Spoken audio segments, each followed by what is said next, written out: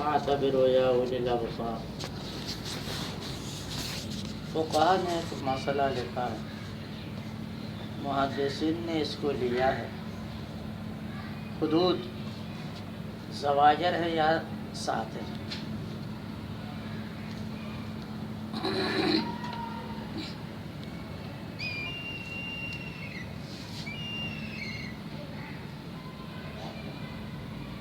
جب قابل حد امر کا کوئی ارتکاب کرے، مثلا تہمت لگا لے، حد قذف ہے، بدکاری کرے تو اس کے رجم ہے یا جلد ہے، شراب پیے تو اس میں بھی حد ہے، اسی کوڑا۔ اسی طرح چاہن جو حدود ہیں، یہ حدود ساتر ہے یا زاجر۔ اس میں فقہا کا اختلاف ہے، حنیفیہ کے نزدیک زاجر ہے، ساتر ہیں، ائمہ ثلاثہ کے نزدیک ساتر ہیں۔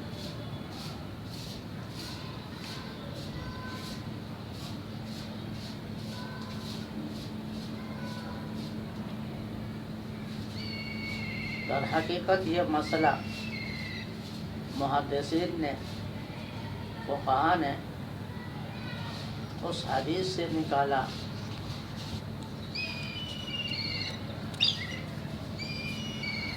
جو لیلۃ العقبہ میں رسول اللہ صلی اللہ علیہ وسلم نے بائعت لیتے ہوئے انصاروں سے فرمایا تھا۔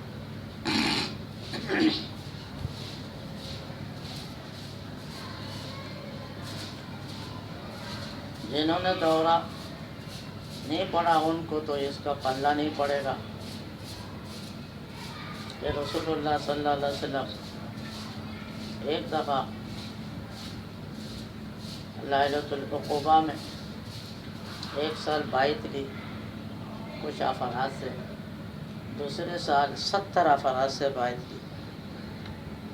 70 افراد کے سے بائعت لینا آسان نہیں تھا، اس لیے نمائندہ بنایا کچھ افراد کا، ان افراد سے بائعت لی۔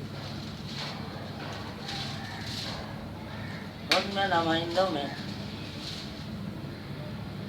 حضرت عقبہ بن صامت ہیں، عبادہ بن صامت رضی اللہ تعالی عنہ بھی تھے۔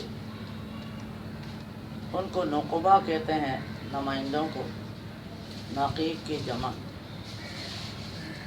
ان 70 افراد کے نمائندوں سے بائعت لی۔ کس بات پر بائعت لی؟ اللہ تشرکنا، کہ چوری نہیں کرو گے، ولا تزنینا، کہ بدکاری نہیں کرو گے، اور ولا تقتلن اولادہن، اپنے اولاد کو قتل نہیں کرو گے، درگور نہیں کرو گے، ولا تفترین بین ایدیہن و ارجلہن، اور ایک دوسرے پر افتراء، بہتان، الزام تراشی نہیں کرو گے، ولا تعصین فی معروف، اور کسی نیک کام میں جب حکم دیا جائے اس کی کہ نافرمانی نہیں کرو گے۔ فرمایا بایعونی علی ھذا، انہی چیزوں پر مجھ سے بائعت کرو۔ یہ بائعت علی الاسلام کہلاتا ہے۔ اسی سے متصوفین نے بائعت علی الطاعت کو بھی نکالا ہے، اسی سے۔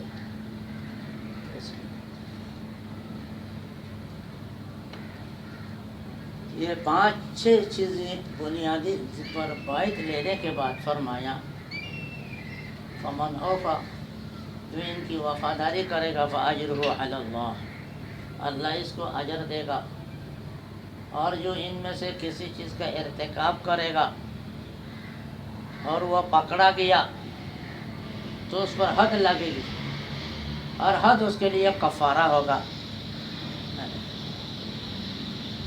اب جب حد کفارہ ہوگا اور کسی کو پکڑا نہیں جائے گا، حد دنیا میں نہیں لگے گا، فَأَمْرُهُ عَلَى اللَّهِ، اس کا معاملہ اللہ پر ہے۔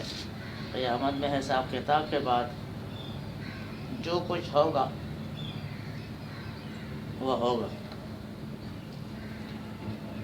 اس سے فقہا نے اور محدثین نے مسئلہ نکالا، رسول اللہ نے جو کفارہ کہا اگر حد لگی تو معلوم ہوتا ہے حدود کفارہ ہے، حدود ساتر ہے۔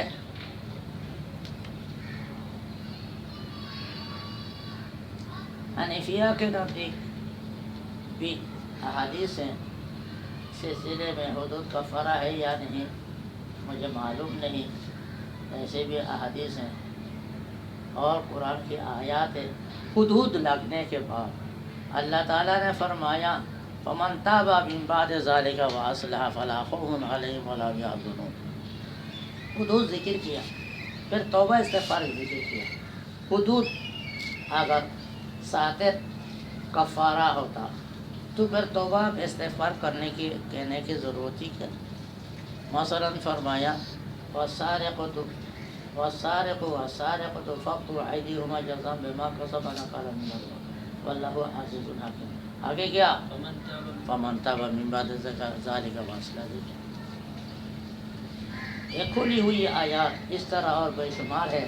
قطع الطریق کے بارے میں ہے، قطع الطریق ڈاکوؤں کے بارے میں ہے، اس میں الا من تاب من بعد ذلك واصلح فانه غفور رحیم فرمایا۔ اس طرح کے آیات ہیں صراحتاً۔ حدیث اس کے بہت سے جوابات بھی ہیں اور اس کے مخالف احادیث بھی ہیں، لہذا آیات کے مقابلے میں اس کو ترجیح حاصل نہیں ہوگی۔ اسی لیے حنفیہ کہتے ہیں یہ حدود جو ہے زواجر ہیں، زواجر زاجر کے معنی کیا ہے؟ دوسرے کو عبرت حاصل کرنے کے لیے۔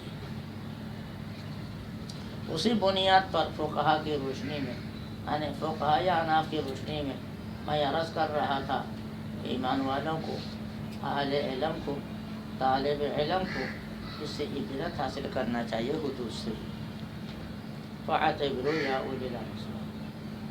اللہ تعالیٰ نے حد قذف پر حد لگا دیا اور بدکاری پر کوڑا لگایا اور رجم کا ذکر فرمایا۔ تمام صحابہ کے متفقہ فیصلے سے شراب کے پینے پر حد آیا۔ یہ حدود ہے، یہ تمام حدود جتنے بھی ہیں حدود حاضر، یہ سے گناہ معاف نہیں ہوتا جب تک کہ توبہ نہیں کرے گا۔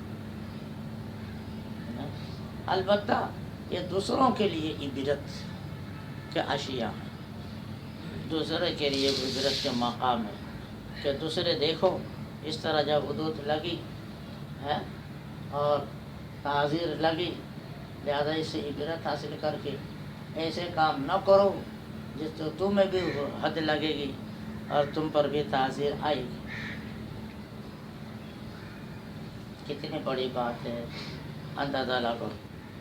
اتنے بڑے بڑے گناہ کرنے کے بعد اور حدود لگنے کے باوجود تمام فقہاء اناف نے قاطبتاً فرمایا کہ یہ گناہ معاف نہیں ہوگا۔ کیوں؟ حدود جو لگی یہ دوسروں کی عبرت کے لیے ہے اور خود اس کی عبرت کے لیے ہے، جب ایسے کام کرے اس میں سزا ہوتی ہے۔ تو اس سے معلوم ہوا واضح طور پر میرے عزیزو، کیا انسان کو ایسے کام کیسی صورت میں ہرگز نہ کرنا چاہیے جس میں حد لگے یا حد کا سبب بنے۔ جیسے وہ کام جو موجب حد ہے وہ کرنا گناہ ہے اور گناہ کبیرہ ہے اور اس میں حد لگانے کا شرعاً حکم ہے، جو سبب بنتا ہے ایسے گناہوں کا، لہذا وہ بھی ناجائز و حرام ہے۔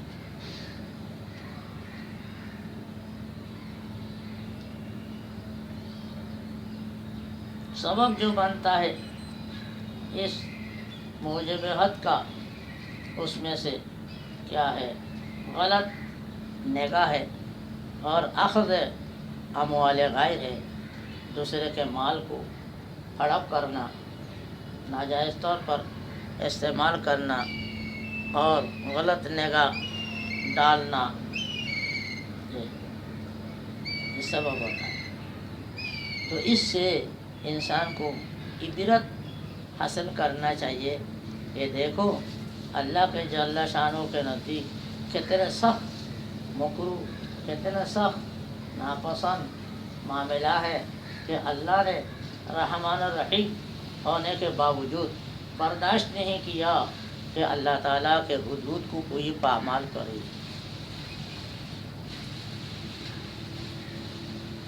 جیسے حدیث میں آیا اللہ کے حدود زمین کے اندر،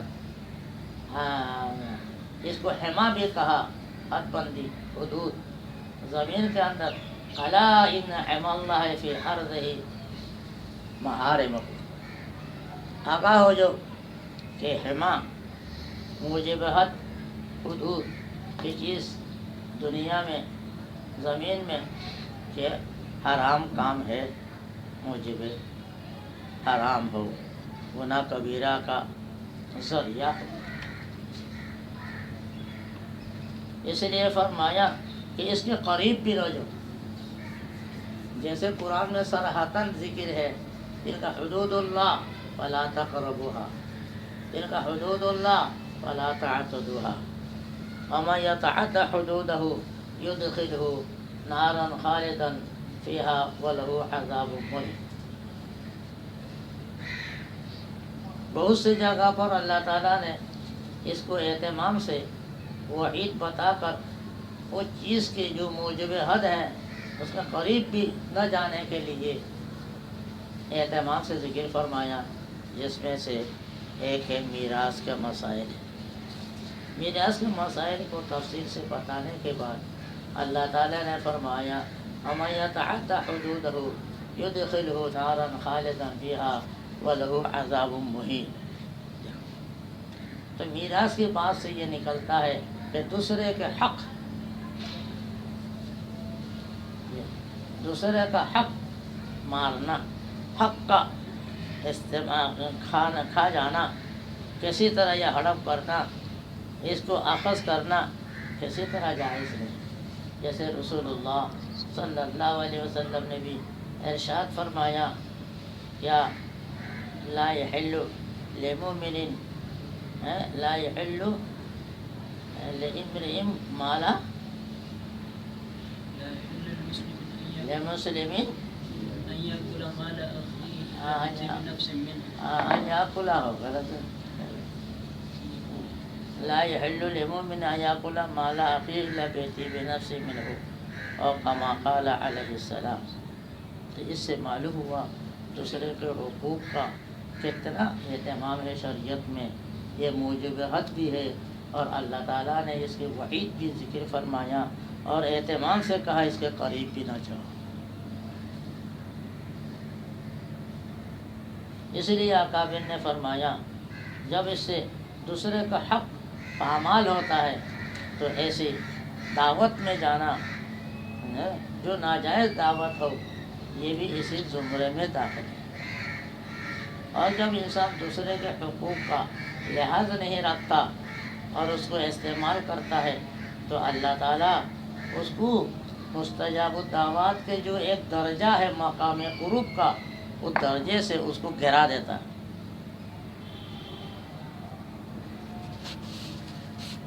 حجاج بن یوسف کا زمانہ تھا، ایک طائفہ کو کھانا کھلا کر فرمایا کہ اب میں امن میں آ گیا کسی کی بددعا لگنے سے، کیوں؟ میں نے حرام دعوت کھلا دیا ان علماء کو جن کی دعا اللہ تعالیٰ قبول فرماتے ہیں، حرام دعوت کھانے سے وہ مستجاب الدعوات ہونے سے معروم ہو جاتا ہے۔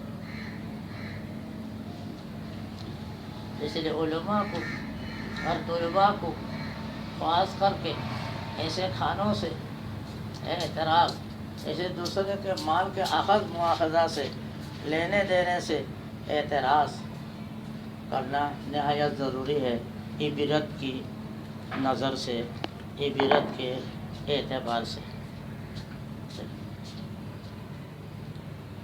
لہذا کسی صورت میں دوسرے کے مال، دوسرے کی عزت آبرو، اس پر کوئی داغ لگانا، اس پر عیب لگانا کسی طرح درست نہیں۔